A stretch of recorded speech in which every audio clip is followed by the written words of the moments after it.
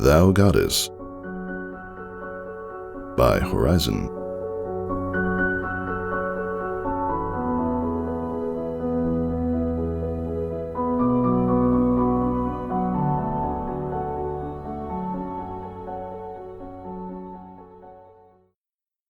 Scansion awoke to the unpardonable sin of having ended a line of iambic pentameter 7 syllables short. He blinked back the pain in his eyeballs. Like all ponies of letters, he had always had an uneasy relationship with Celestia's mourning, and lifted his head from his writing desk. His fountain pen clattered down from his lips, drawing his attention to the parchment, now sealed to the table with runoff from the nubs of a half-dozen candles. And there it was, line 12, staring gauchely up at him. "And in despair, thou goddess, I beseech, help me, please." He stared back dully, his head throbbing in time to the Tartaric racket outside. Finally, he could take it no more, and threw open the shutter, a complaint ready on his lips. Then it hit him. Celestia's light. It was back, to the roar of 1,000 cheering, stomping ponies. It was morning. He worked the scroll loose from the wax, planning to discard the long night's despair, and dash out into the streets of Ponyville, but hesitated. The foolish scrawl of the final words stung at his pride. Was he truly capable of reaching such a nadir as to let a sonnet wither away like that? He picked up his pen, thought for a moment, and hurriedly completed the final 3 lines.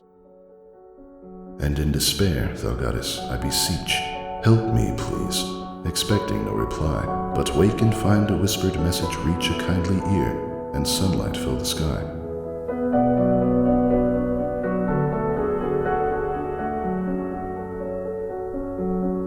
She was a kitten to Celestia's lioness, a dull matte blue, blinking at the sunlight, shying away from the throng of strange ponies pressing in from every direction, looking every bit as intimidated as he would have been if it had been him stuck on a phaeton with the sun herself. Perhaps, Scansion thought, that's why he couldn't stop staring at her, despite the greater glory of Celestia directly alongside. She was a kindred spirit. She noticed once, caught his stare and froze, an entomologist specimen captured in a moment of motionless beauty by the pin of his gaze. She glanced down, the spell broken, as a markless Pegasus filly hopped and buzzed her wings in a fruitless effort to bring herself to eye level, then returned her stare to him, her fear unfolding into an unsettled curiosity. He blinked, caught. His heart stopped. She gave him a shaky smile. He returned the gesture, uncertain what else to do. The parade moved on.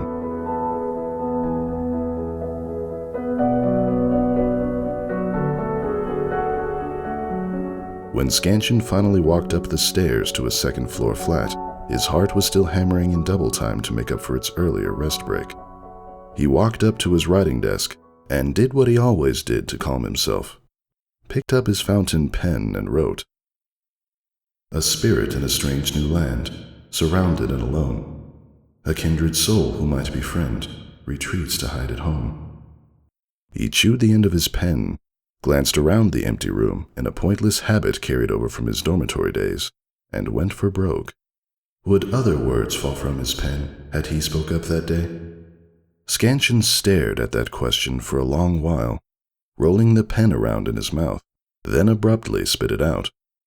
He took a deep breath to calm the shaking in his hooves, and trotted out into the late afternoon. He had to know more about her. The new librarian, the one pony who should have been guaranteed to be hiding from the festivities, wasn't in. He returned home, cooked a simple, solitary dinner, lit fresh candles, and stood over his writing desk again. The pen rolled around. The candles burned down. The poem stared up.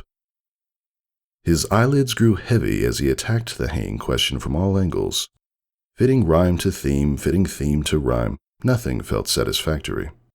Platitudes, consolation, resignation fell away as his thoughts began to drift. Eyes locked on the empty space beneath that afternoon's line. His muzzle nodded, drooped. Amid the growing haze, he felt the pen skitter and twitch in his lips. His head snapped back in one final protest against sleep, and there were the lines. Take heart, thy words might touch her when night carries thee away. Scansion dropped the pen as if he'd lipped the wrong end of a cigarette, scrambling back from the table. The sudden motion made the candles gutter out, and he spent long moments hyperventilating in the dark before summoning the courage to reapproach the table and relight them with shaking hooves. He dropped 2 matches, one of them nearly setting afire his wastepaper bin. As his shock faded, curiosity grew. The room was, of course, empty. The only time guests had ever graced his small apartment was that unnerving welcome party Pinkie Pie had thrown. The window was open but shuttered, and he hadn't heard the protest of their hinges at any point. He took a closer look at the parchment. The mouth-writing was shaky, but the more he compared it to the copious samples on his desk, the more it seemed like his. He slung a cloak over his shoulders, stuffed the parchment in his saddlebags, and made for the door, but hesitated with his hoof on the handle. A quick glance at the clock showed that, through insomnia or sleep, the hour had advanced past midnight. There was no way he could disturb the librarian this late, especially not for something so harmless as mysterious spirit poetry. He deliberated. Then, with a grand sweep of his hoof, he cleared his desk, brought out a fresh sheet of parchment, and wrote, "Who are you?" He stared down at the words, willing his adrenaline to fade back away, but a sense of gracelessness mounted as the clock ticked on. In a single motion, he snatched the parchment, crumpled it up with his hooves, and smoothed out a fresh sheet. He mouth-wrote in the most elegant script he could manage. He asks thee, with eyes on scroll's pigment, be thou goddess or demon or figment.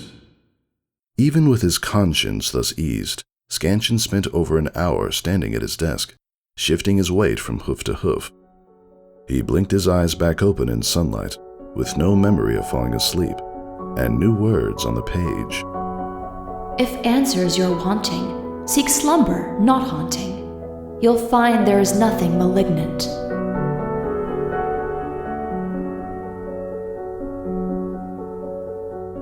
Of course.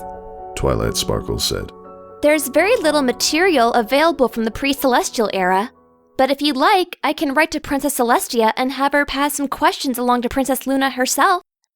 That won't be necessary, Scansion stammered, heat rising in his cheeks.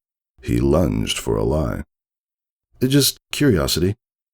Well, it's great to see more ponies taking an interest in her.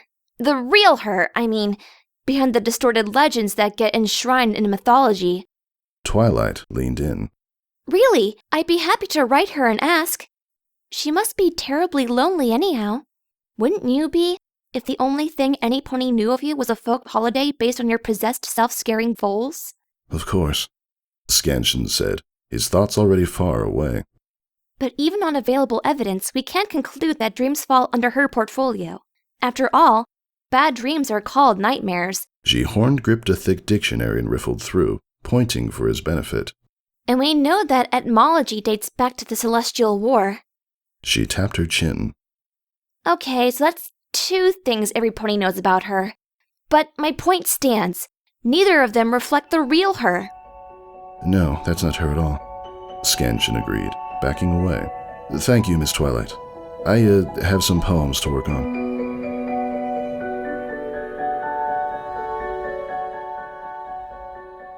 There were 100 letters begging to be written, 1,000 questions he wanted to ask, 1,000,000 sentences begging to wing their way through whatever ether bore their passage. But he couldn't. Their link still felt so fragile. While understanding grew, nothing but a poem would do. And, symbolism pulsing through his veins, he had to choose a butterfly's cane. He completed it quickly. It was eager to live. At dawn, a new monarch, emergent from cocoon, unfurls wings to catch the air and flies. My heart beats, a stranger to me, soon to emerge and soar on stranger winds at dusk. Part of him worried, staring at the finished work, that there would be no response at all, that his goddess lived in the gaps.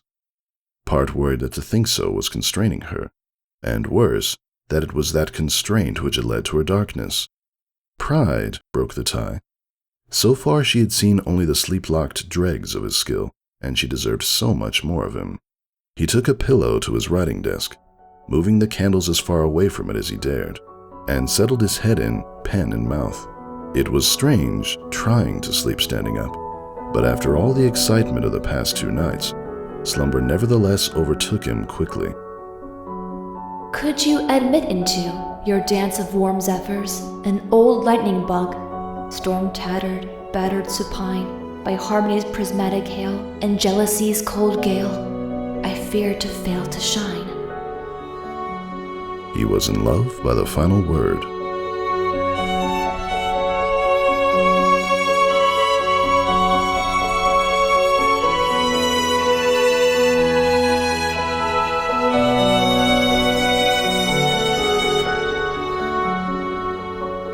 Their correspondence blossomed in triolets and sang in octaves, passionate and spontaneous, with the occasional atrocious pun. His words would fly across the page, and she would tear a dactyl in response.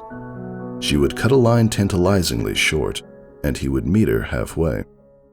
Their poems inevitably turned to themselves. It was a sestina where Scansion first told her of his day-to-day life. The structured repetition of the line endings made the structured repetitions of his routines seem somehow fresher. A reply came back, brilliant and prosody, an ode whose vague biographical detail was ablaze with stellar metaphor. He wrote her a hudibristic, a light-hearted reminiscence of his university days, and she wrote an elegy of her long time in exile. The next night he could manage little more than a couplet of sympathy. Her response was a poignant if meandering ballad, about the wonder of her first breath filling her lungs after returning, the must of stone and chill of fog, and the sweet and distant scent of the Everfree's moldering deadfall. And always, always, she would softly outshine him, just enough to light his path. He would write a pantoum to impress her with the cleverness of identical lines turned divergent by context, only to have her up the ante with a villanelle.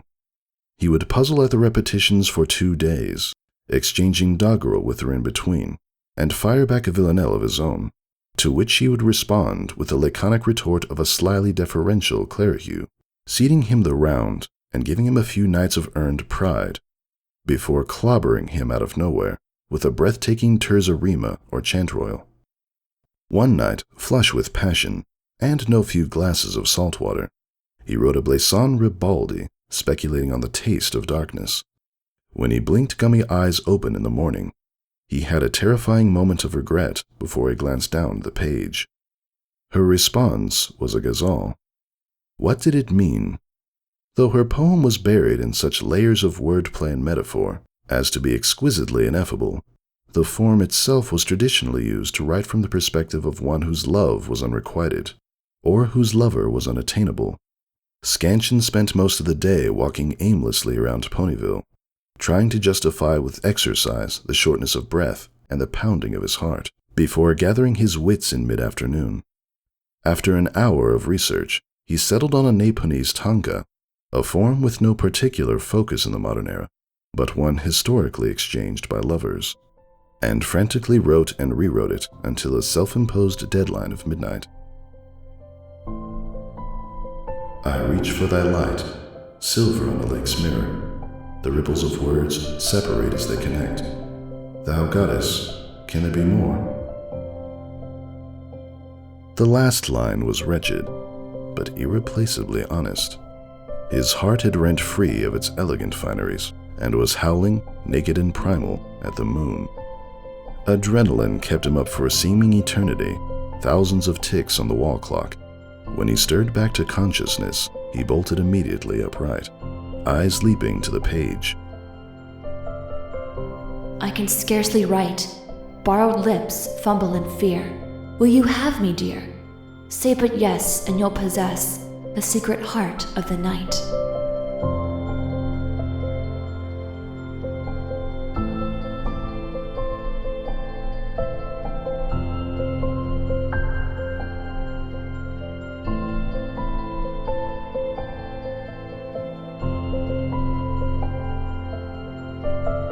His reply, he immediately knew, was far too important for parchment. He took the first train to Canterlot, furiously scribbling, rhyming, and editing. The conductor chased him out of his car mid-sonnet to keep him from holding up the noon return trip to Ponyville. The guard prodded him out of the train station as the sun dipped low, helping him gather his scattered notes. He staggered to a small, overpriced cafe as a staging area, and assembled the best of what he had onto a single page, reading it over and over to himself with lips moving silently, resisting with all his might the urge to continue editing it while memorizing. He'd never watched moonrise from so close to the sky. They turned him away at the palace gates, closed to the public after dark without appointment. Scansion begged, reasoned, cajoled, to no avail. Shortly before the point at which desperation became threat, he backed away to consider his options. To clear his head, he walked a circle around the outer walls. There was a conspicuously unguarded gate near the garden. He pushed at it, curious, unlocked. By then the whole plan seemed madness, but he was committed. Taking cover from Luna's moon and celestial torches alike, he snuck from hedge to wall to fountain to inner keep. He held his breath as gossiping servants and nattering nobles and silent patrols passed by, finally finding a quiet moment to slip through the doors to the main hall, only to find himself muzzle to muzzle with the guard directly inside the door. The armored Pegasus looked at him impassively. Scansion swallowed through a dry throat and did the only thing he could think of, casually nodded. The guard nodded back, a single curt and professional head dip, and then returned to staring into space.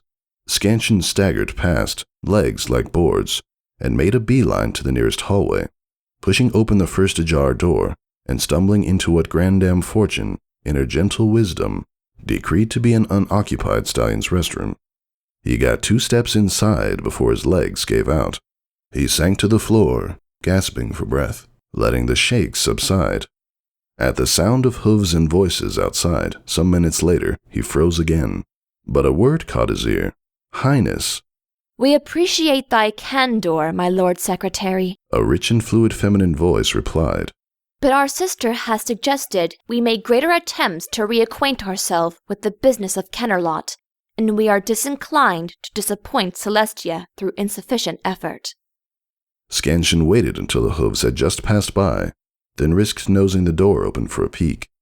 I can assure you, Your Highness, there's no shortage of effort involved in overseeing Zebrakin trade negotiations, said my Lord Secretary, who turned out to be a shaggy gray unicorn with an expression that, even from this angle, bespoke an alarming lack of tea.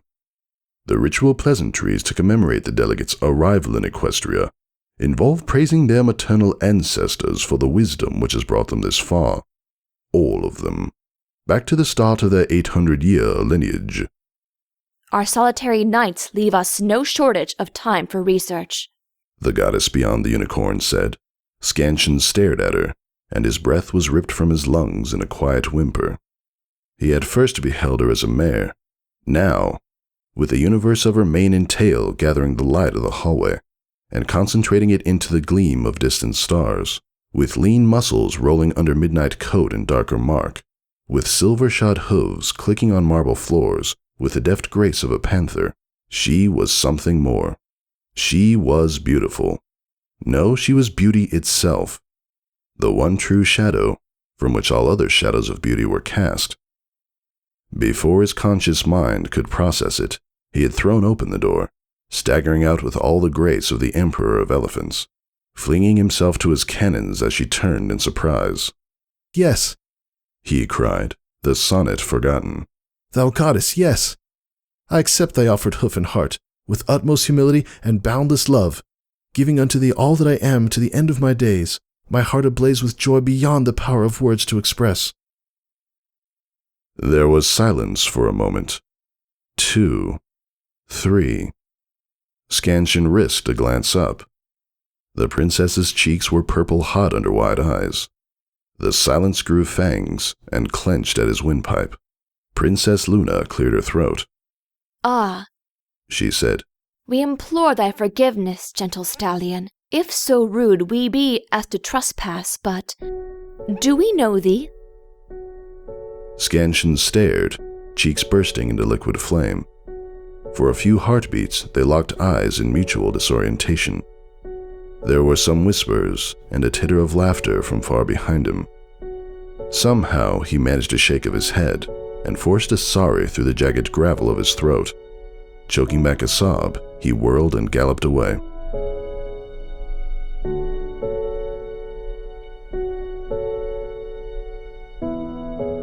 The next night, he awoke to a stabbing sensation in his shoulder. His eyes flew open. He was at his writing desk, although with all the candles out it took him several seconds to realize it. His teeth were clenched in such a tight grip around the pen that he could feel his jaw quivering, and his cheeks were wet.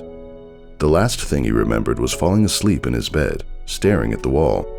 As exhaustion finally diffused the swirling mix of confusion, pain, and rage that had consumed him since his dash from the palace. He spat the pen out, fumbled for his matches, lit a single candle, and glanced back at his shoulder. Inky. He looked down at the crooked parchment on his desk, half dragged out of his paper bag, marred by several circular water stains and ugly, trembling scrawls. What did I say? I'm sorry. I'm sorry. Don't go. Further down, almost illegible. Please. Scansion shut his eyes, his throat closing up, vertigo unmooring the room. He took several deep breaths, forcing each slower than the one before, and stared down, feeling his own tears build. Finally, he hoof-tipped another sheet out, picked the pen back up, and wrote, "Assuming this is even real, why did you lie to me?" He didn't have the heart to fall asleep standing, but he lit a candle on his bedside table and set his pen and his parchment and his writing board down on it before curling back up under the covers. The stabbing sensation was lighter this time, a gentle prodding at his pastern, which was sprawled across the top of his writing board on his mattress. He lifted it to remove its shadow from the parchment and read, I'm so sorry. I don't understand. Why don't you think I'm real? When did I lie? I meant every word. It's been so long since I felt any pony care. I'm writing everything up again. Please don't be mad. I can barely feel you. You are the only one who listened. I'll give you anything, just please. Come back, come back, come back. New sheet, pen to mouth. If you meant it, why did you pretend not to know me? Pastern jab, stir to consciousness. What are you talking about? Scansion narrowed his eyes in thought, rolling the pen, then wrote, Who are you? Daybreak. Night.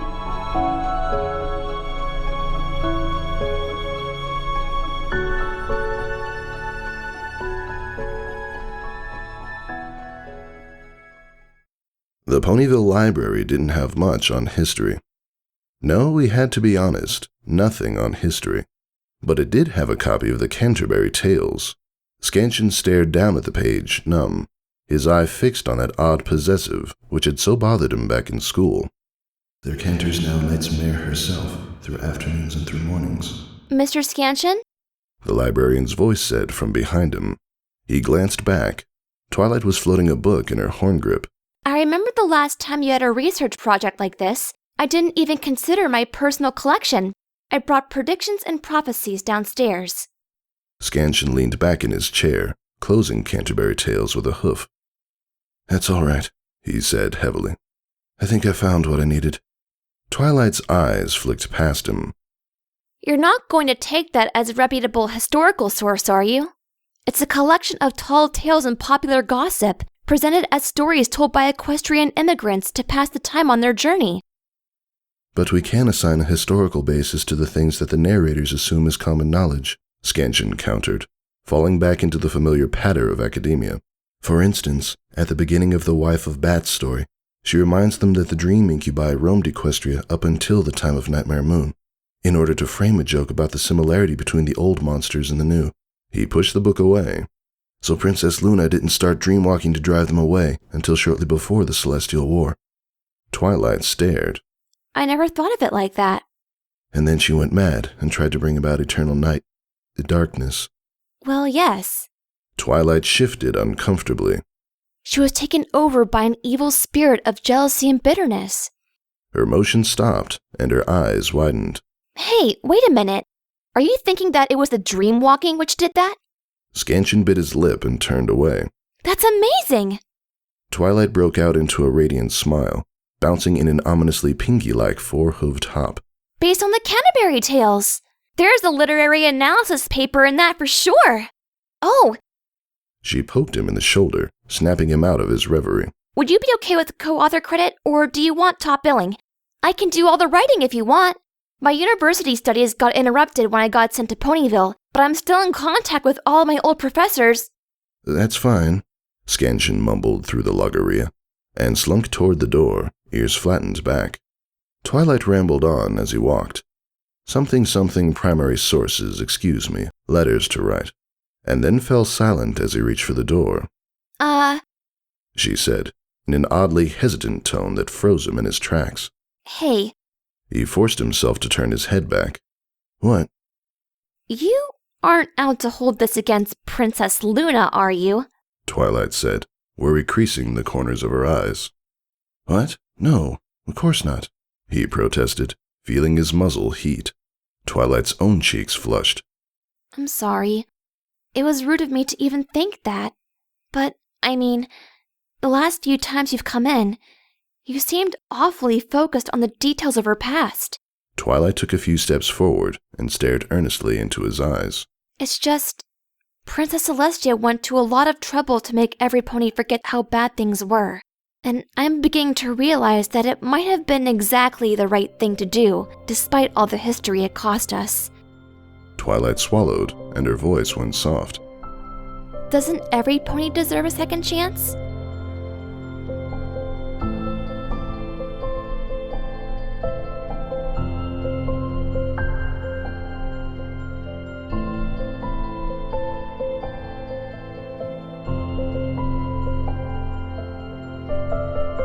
Scansion was extracting a poem, word by sticky word, from the taffy pit of his brain when he was interrupted by a knock. Focus broken, he sighed and spit out his pen. He walked to the door, hooked a pastern around the handle, and cracked it open far enough for a glance outside, only to find a shaggy gray unicorn standing grumpily at his doorstep. Scansion's eyes widened. He tried to slam the door back shut, but it bounced off a hoof at the jamb. He threw his full weight into the door, hind hooves scrabbling on the linoleum of the entryway. "Please don't," my lord's secretary said. "You're a hard pony to find, and my job will get considerably harder if you're not willing to have a nice, quiet conversation." I'm so sorry. It was a terrible mistake. I'll never bother her again. Scansion blurted out. "Let's clear something up, shall we?" my lord's secretary said. "I have absolutely no idea what you're attempting to apologize for. Perhaps my memory lapse is related to the sudden and shocking amnesia reported by 7 of our night staff who have been given paid vacations to Appaloosa in hopes that the remote desert heat will bring some comfort. Incidentally and unrelatedly, I and the tabloid reporter in the keep that night have reached an understanding." The word was pronounced complete with capital letter and silent footnote. "About the existence of lèse majesté laws, which Parliament overlooked in the reforms of the 3rd century. And 24 guards, who allegedly saw you galloping through the palace grounds, have been quite cheerfully reminded that you were, as that night's records show, turned away at the gate. Because if those records were wrong, well, there would be problems." There was a meaningful pause. "We'd all be happier without problems, wouldn't we, Mr. Scansion?" Scansion gradually shifted his weight off the door and peeked around its edge. "Yes?" The unicorn gave him a tight smile. "I'm glad we agree. Care to discuss one other thing, preferably inside?" Sure," Scansion said, and was halfway through pulling the door open when the unicorn nodded over his shoulder, and she stepped around a corner. The door bounced off the gray hoof of the jamb again. Master Scansion, the Princess of the Moon asked as he crouched, shivering, behind the all-too-flimsy cover of the wood. "Yes?" he croaked. We ken thy fear, she said quietly. but it is imperative that thou commend to us the truth of thy visit. To mistake us so gravely, can it be that thou wert touched in dreams by the spirit of night? Scansion felt the iron tightness of hyperventilation grip his chest. Canterlot had just made him disappear, and the princess herself was asking about his correspondence with history's greatest monster. One wrong word here, and he'd be lucky to only be banished. He stared at his writing desk and swallowed. "Doesn't every pony deserve a second chance?" he said faintly. Pardon? He took a breath to steady himself, feeling exceedingly small, and prepared to say the words that would doom him. "Your Highness, I am." He stood up, trying to ignore the choked-off sound from outside. "I am, and I can't hide from that, because she needs some pony to stand up for her." He whirled and threw open the door. "Do what you have to me," he begged, looking his fate in the eye. "But please, just let us write." His sentence foundered upon the shoal of the princess's expression. Tears were rolling freely down her cheeks, past her broad and quivering smile. She brought a trembling hoof up to his shoulder, touching him as though she were porcelain. "'Tis a greater boon than we dared hope," she whispered. "Thy devotion to her means more than than I can say." He stared back helplessly. "Princess?" "Nay, I speak to thee as but an old fool," Luna said, her smile falling away. "She loved me as she does thee once. Perhaps, in her boundlessness, she loves me still. However, after she'd cleaved herself unto me, in my jealousy I stole and befouled her gifts. I owe her the greatest apology of all." I'll tell her, Scansion said, still not daring to move. Luna nodded. "Gramercy, Scansion. Gramercy beyond words," she said. "Be for her what I failed to be." He reached up and touched a tentative hoof to hers. Luna's eyes shuddered closed. Choking back a sob, she whirled and galloped away.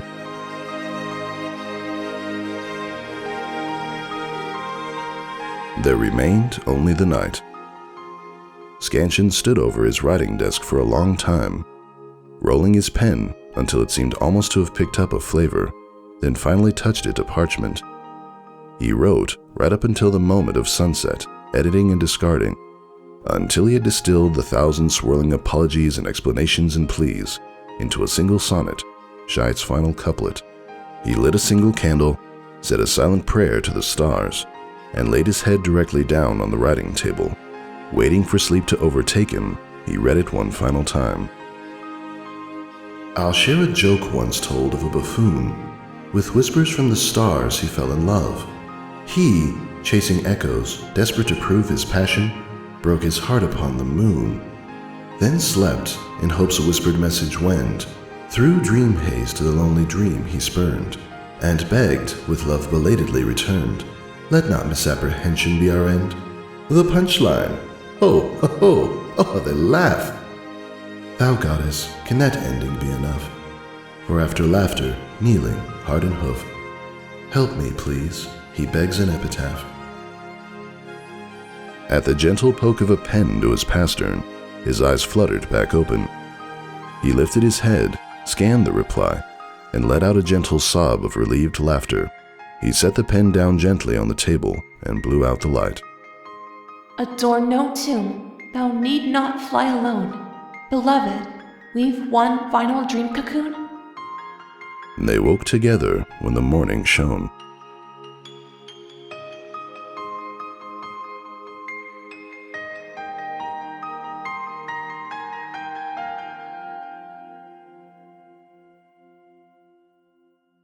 That was Thou Goddess, written by Horizon. Music by Chris Heron, read by me, Narrator Pony, and featuring IMShadow007. Until next time, stay brony, my friends.